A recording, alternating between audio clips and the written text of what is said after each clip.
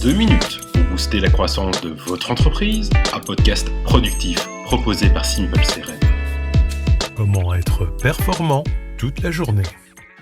J'ai l'impression de ne pas avancer dans mon travail. Et pourtant, je t'assure que je donne le meilleur de moi-même, As-tu essayé de bien te reposer au moins? C'est peut-être l'accumulation de fatigue, non?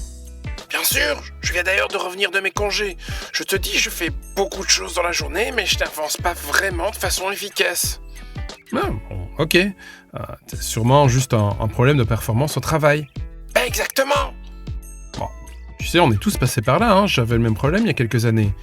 Ah bon? Et comment tu t'en es sorti? C'est très simple, je t'explique. La toute première chose à faire est de planifier tes journées de travail. Je te conseille de le faire d'abord de manière hebdomadaire, puis de réaliser un travail de correction quotidien.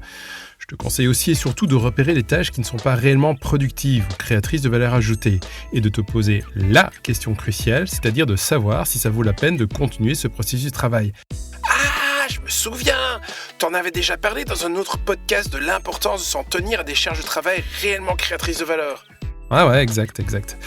Lorsque cela coince, tu devras classer tes charges de travail par niveau d'urgence, niveau que tu vas croiser avec le niveau de création de valeur. Je suis perdu là. Par exemple, revoir les éléments de langage de tes commerciaux, ce n'est pas urgent. Par contre, si depuis le dernier changement de discours commercial, votre CA a diminué, il est clair que le niveau d'urgence remonte, car travailler là-dessus sera créateur de valeur.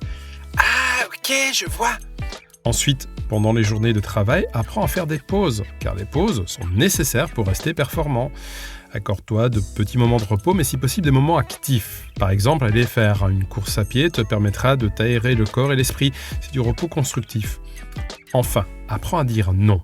Bien sûr, il ne s'agit pas de dire un non catégorique comme manager qui veut te confier des tâches supplémentaires, mais il faut être clair sur les priorités et les délais. Chers auditeurs, j'ai lancé sur YouTube, mon compte Instagram et TikTok, un nouveau format des capsules vidéo qui vous montre les coulisses d'un entrepreneur chez Simple CRM. Pour cela, recherchez Brice Cornet sur ces médias. À bientôt pour plus de réussite sur crm-pour-pme.fr.